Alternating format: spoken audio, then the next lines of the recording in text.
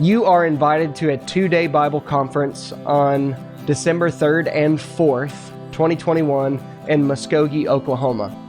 This conference exists to apply the golden rule, do unto others as you would have them do to you, to the abortion holocaust that you and I find ourselves in.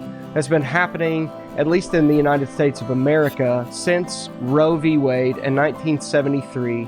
Since then, 62 plus million documented abortions, murders of children have happened in our nation. So we're trying to say, Jesus says, do unto others as you would have them do to you.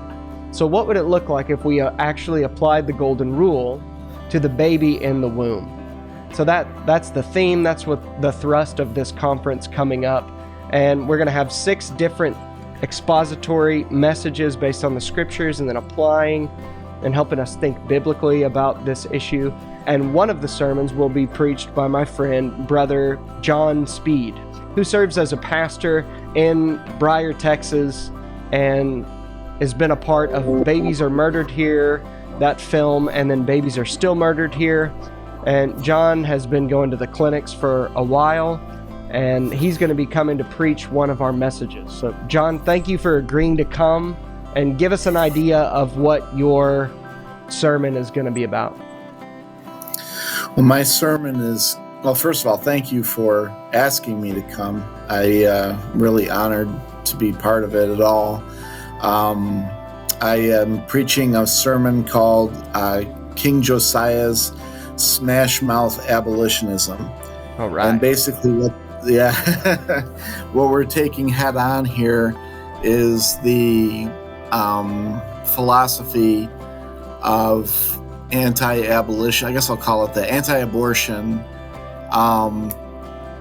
ministry that Doug Wilson and lacrosse politic guys take from Christ Church in Moscow, Idaho. They've done a couple of things in their show on Cross Politic and in blogs, and what they're calling Smash Mouth incrementalism. And really, what I want to do with this message is show that King Josiah is a wonderful example for us as believers as to how to combat abortion with a thorough, no holds barred sort of approach to ending abortion. That we need to be very clear that we're coming at it from a biblical perspective, and that we want to call the magistrates to end abortion completely and not just regulate it. We're not content with steps forward, like the pro-life movement is always saying. We want to see the thing ended completely, and I would put forward that a biblical ethic is going to look more like King Josiah than anything else. And so I'll be looking at the scriptures, 2 Kings 22, 23, 2 Chronicles, the parallel passage there.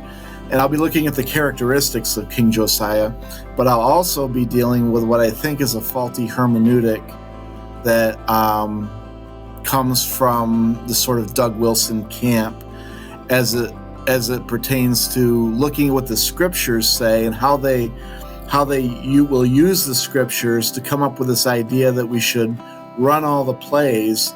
I want to reveal how the hermeneutic that they're using is flawed. Yeah. And so I'm going to do that, I think, in the first half of the message, and then get into a proper hermeneutic in 2 Kings with Josiah, King Josiah, and show how a right hermeneutic would lead to a biblical ethic and a consistent biblical worldview on how we end abortion. Praise God. And just so everybody knows, anybody watching this, both John and I love the Moscow guys. And I so appreciate guys like Doug Wilson and Chocolate Knox and all those guys at Cross Politic.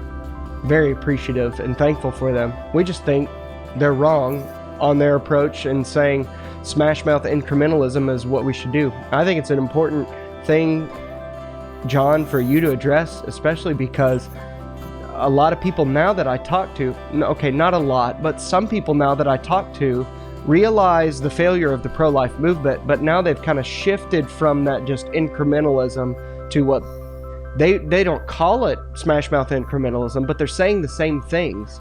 But in the end, it's just the same thing that incrementalism or regulating murder has always been. And the abolitionist is saying it's unjust to regulate murder. We should never seek for that.